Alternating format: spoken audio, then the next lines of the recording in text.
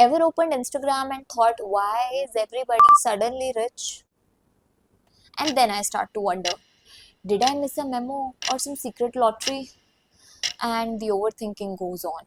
Do you think that way? You see, while you're wondering if you can pay for that fancy meal after clearing your rent and all, someone just bought their third Gucci bag. Yeah, no big deal. No big deal.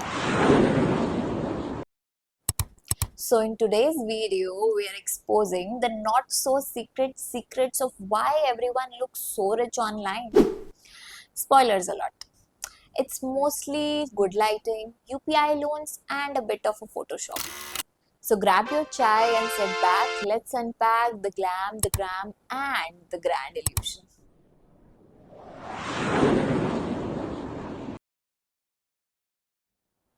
And hey, liking this video won't make you look rich, but definitely tell the algorithm that you love us a little more. Cut to the video. You see, the social media has it. The jewelry that you own, the clothes that you're wearing, they are basically the yardstick to the status in the society. Isn't it? The status of anyone is equated with their phone, the laptop, and their lifestyle and on social media. It's very common, isn't it?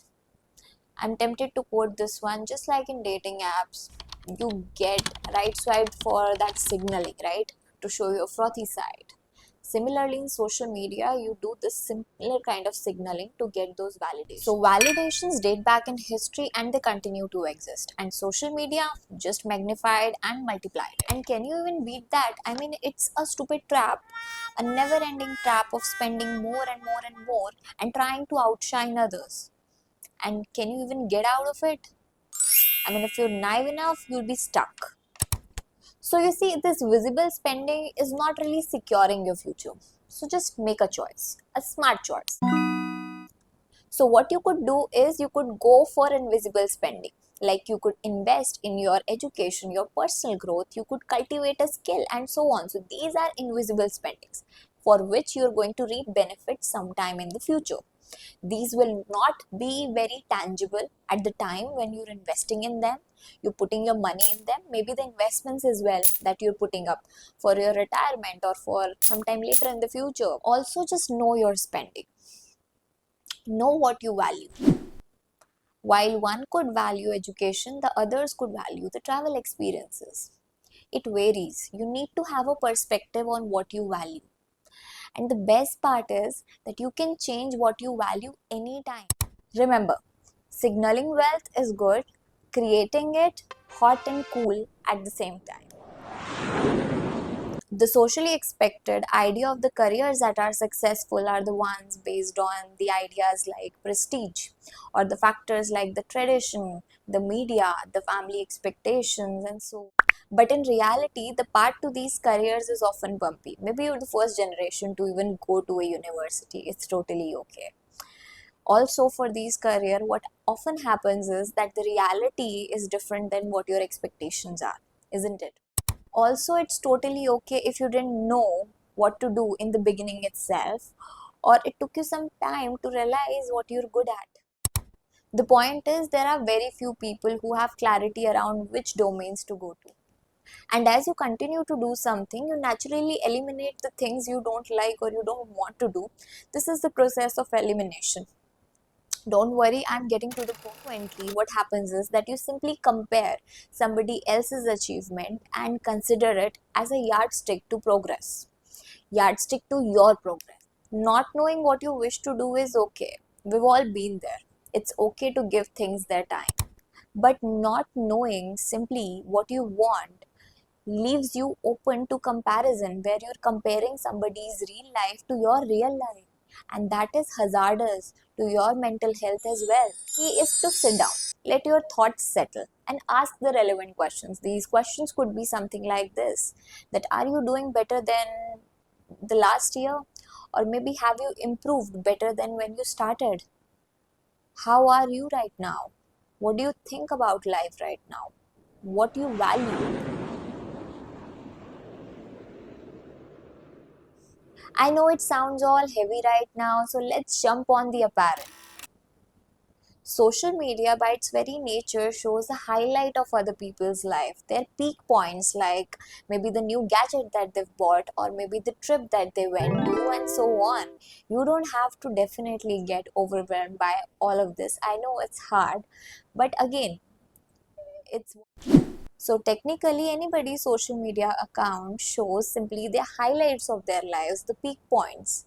But what we do, we compare those high points and simply ignore that this individual might be partaking their share of bad moments too, which is so foolish. So take a moment next time you compare. The same person coincidentally might run out on his Metro card balance while he's already late on his meeting. You see, people do not share their daily struggles. Picture this, there are two friends, A and B, both with the same level of income. But wait, here comes the drift. While A spends all his income on trips and luxury purchases, turning almost a deaf ear to future exigencies and exhausting it all, B saves a portion of its income and deviates it to future investment. Presently, the odds are in favor of A, and he gets to flash all over the social media, and he continues to do so while exhausting all his income. But later on, when B transcends to work on his dream startup, A continues to toil and pay his debt. Such is the power of the invisible spending. You see, investments definitely don't give you that Instagram worthy post, but they do beget the peace. They allow you to sleep peaceful. See, it allows you to start something that you want to, or maybe just leave your job. So, if you know it, you definitely know it, right? In all our social media lifetime, we've, I guess, all heard of this.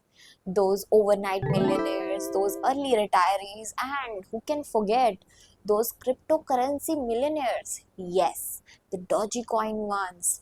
And there are many. But did we hear about hundreds of them who tried and just failed?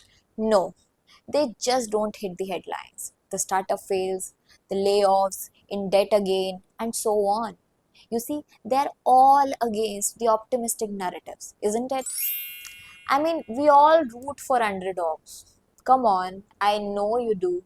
I think you know this already, but in case you don't, survivorship bias is at play here.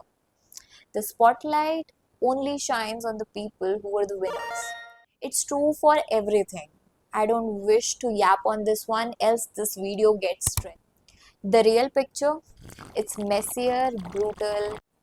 So just don't fall for this and go for the smart financial choices.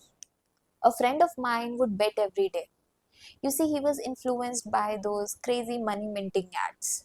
He thought he would simply roll a die and he would get money, which is simply impossible, isn't it? The odds could be in his favor today, but you see, they nullify over time. Overnight success is exception, sometimes a lie, and not a rule.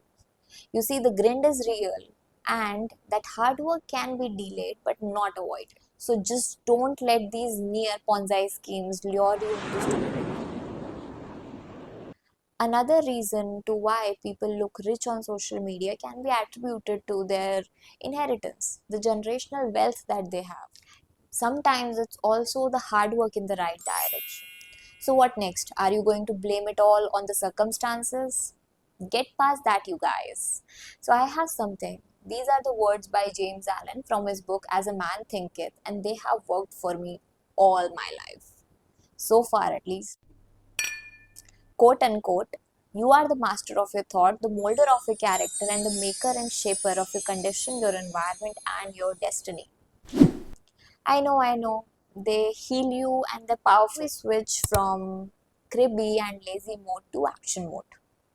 We will be approaching things with a sense of curiosity and we will try to reverse engineer what worked for others in creating that kind of wealth. We will also be thinking all these things from a very positive mindset. We will try to see that in this dynamic world, how can we imbibe those strategies? How can we implement them? See, the moment you use that sense of curiosity, there is this positivity that simply just gets into your head and it works that way. It works for long term. There is a positive approach that you cultivate towards these things instead of being bitter and all. And that's a wrap on the world of fake rich, where appearances can be expensive, but the reality, it runs on credit. If you enjoyed this little peek behind the curtain, please go ahead and like and subscribe. Also, I'll be adding the relevant links to the articles in the description. Got a funny or awkward fake rich encounter? Please share them in your comments. We are all friends here. Thanks for watching, and remember, true wealth doesn't always shine. Sometimes it quietly pays the bills. Hope you like the video. Please don't forget to hit thumbs up and subscribe. We'll be back with more such videos.